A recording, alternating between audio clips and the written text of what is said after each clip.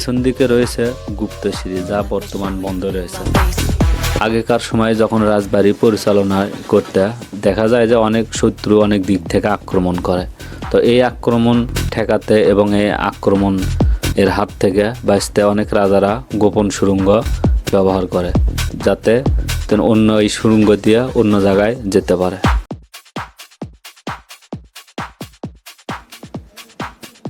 সুপ্রিয় দর্শকবৃন্দ, আসসালামু আলাইকুম। আমি রংপুর তাসাদ জমিদার বাড়ি থেকে স্বাগত জানাচ্ছি, সুমন মিয়া। তো আজকে আপনাদের তাসাদ জমিদার বাড়ি সম্পর্কে বিস্তারিত ইতিহাস তুলে ধরবো ইনশাআল্লাহ। তো তাসাদ জমিদার বাড়ি প্রথমে গেট দেয়া একটু সামান দিকে এসে দেখতেছেন টিকিট। এখানে টিকিট 30 টাকা মূল্য, প্রবেশ টিকিট। তো বাইকের জন্য আলাদা ফি দিতে হয়, পার্কিং ফি। তো এখন আমরা সেই তাসাদ জমিদার বাড়ি মূল ফটক দিকে চলে যাব। তো তাসাদ জমিদার বাড়ি রংপুর শহর থেকে 6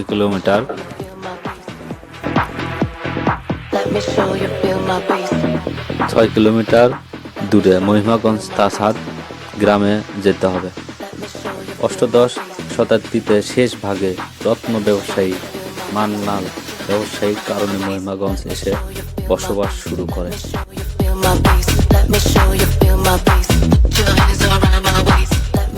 পরবর্তীতে তাসাদ জমিদার বাড়ি প্রতিষ্ঠান করেন। জমিদার মান্নাল মারা যাওয়ার পর তার দত্তক পুত্র গোপাল লাল রায় বাহাদুর জমিদার বাড়িটি পরিচালনা শুরু করেন। এই শতাব্দীতে শুরুতে প্রায় 2000 মিস্ত্রি পরিশ্রমে বর্তমান তাসাদ জমিদার বাড়ি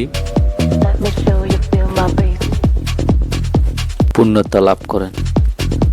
1917 সালে হওয়ায় এই জমিদার বাড়িটি নির্মাণ করতে তৎকালীন সময়ে প্রায় 1.5 কোটি টাকা খরচ।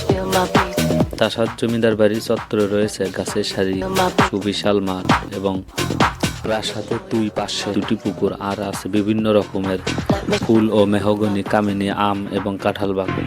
জমিদার বাড়িটি দেখতে ঢাকার আহসান মঞ্জিলের মতো নাল ইট চুনা পাথর দ্বারা নির্মিত 4 তলা বিশিষ্ট। তাসাদ জমিদার বাড়ি 3য় ও 4র্থ তলায় জমিদার গোপাল লালের ব্যবহৃত বিভিন্ন জিনিস রাখা আছে। এছাড়াও রয়েছে থাকার কক্ষ, গোসলখানা ও অতিথিদের জন্য কক্ষ। প্রায় 210 ফুট প্রস্থ প্রাচীন মোগল স্থাপত্যের অনুকূলে নির্মিত তাসাদ বাড়িতে ইতালিয়ান মার্বেল পাথরের 31টি সিঁড়ি রয়েছে।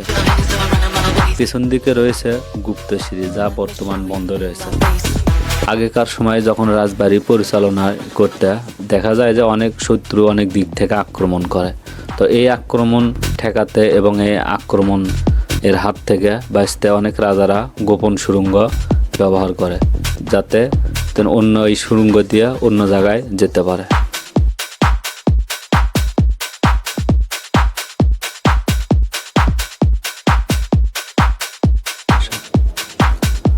হাজারো জমিদার বাড়ি এইরকম বিলুপ্ত হয়ে গেছে, তবে এই জমিদার বাড়িটি সংরক্ষণের জন্য আজও কালের সাক্ষী হয়ে দাঁড়িয়ে আছে, যা আপনারা এখনো দেখতে পাচ্ছেন। কত সুন্দর রাজবাড়ি ছিল। এই রাজার বাড়িতে একটা হুকুমে সবাই হুকুমেরা অপেক্ষা করত। রাজা যখন হুকুম দিত সাথে সাথেই কাজ করত। আজ রাজা নাই, হুকুমা নাই, শুধু দার্শনিকরা এখানে দেখার জন্য এবং এর ইতিহাস জানার জন্য এসে থাকে।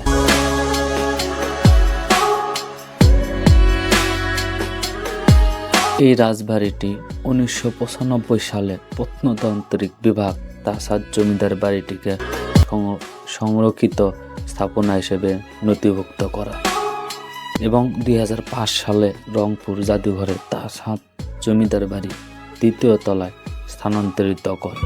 জাদুঘরের প্রদর্শনীয় কক্ষ 10ম ও 11দশ শতাব্দীতে বেশ কিছুটা টেরাকোটা শিল্পকর্ম স্থান পেয়েছে।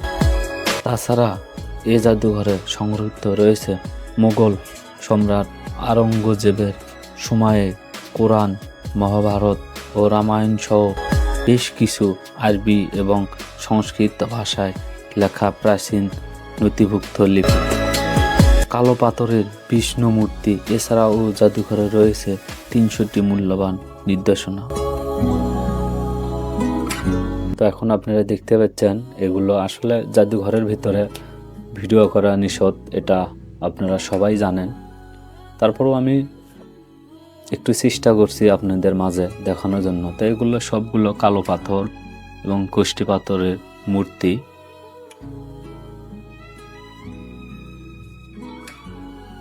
তো এগুলো কালো পাথরের মূর্তি দেখতে পাচ্ছেন।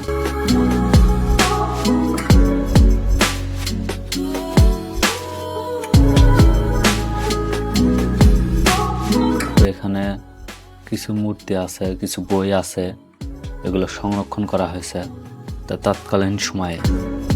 এবং মুঘল আমলের আওরঙ্গজেবের সময়কার পবিত্র আল কোরআন সহ মহাভারত, রামায়ণ এখানে সংরক্ষণ করা হয়েছে। তো এক সময় এই রাজার হুকুমে রংপুর বিভাগীয় শহর সহ আশেপাশে সব কয়টা অঞ্চল ছিল।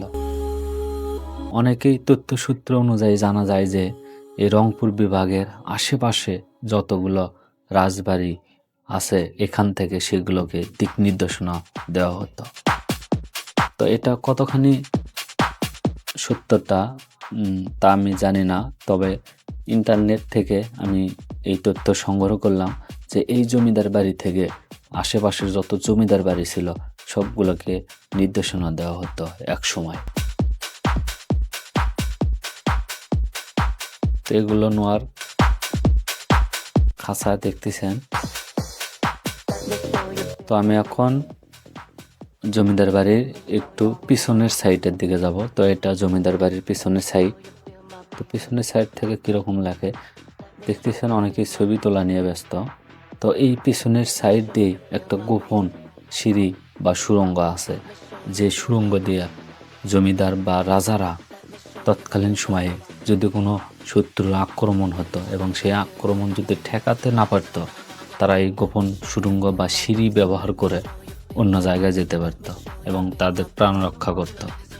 তো আমি এখন সেই জমিদার বাড়ির পিছনের দিকে আছি। তো দেখতে পাচ্ছেন এটা জমিদার বাড়ির পিছনে ফটক, বাড়ির পিছনে ফটক এটা।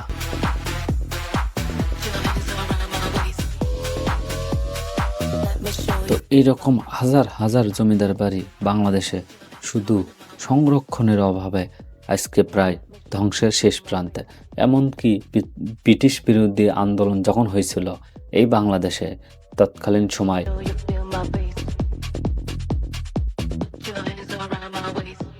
যে জমিদারগুলো ব্রিটিশ বিরোধী আন্দোলন করত, সেই জমিদার বাড়িগুলো আজকে সংরক্ষণের অভাবে শুধু ধ্বংসের শেষ প্রান্তে। যেমন রানী ভবানীর বাপের বাড়ি। রানী ভবানী ছিলেন বাংলাদেশের ওই জাদুঘরের ভিতরে আসলাম। তো এখানে আমি আপনাদের সেই সংরক্ষণ কোরআন এবং ফার্সি ভাষা দিয়ে কিছু বই আছে সেগুলো আপনাদের মাঝে তুলে ধরার চেষ্টা করব ইনশাআল্লাহ।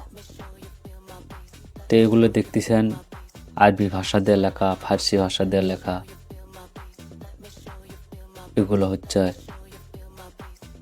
এটা দেখতেছেন পাথরে, এটা কুষ্টি পাথরের দিয়ে লেখা, কুষ্টি পাথরের উপরে ফার্সি আরবি দিয়ে লেখা। তো এগুলো আরবি লেখা দেখতেছেন। তো ভিডিওটি যদি ভালো লাগে তো অবশ্যই একটা লাইক, একটা সাবস্ক্রাইবার করবেন। ধন্যবাদ সকলকে। আসসালামু আলাইকুম।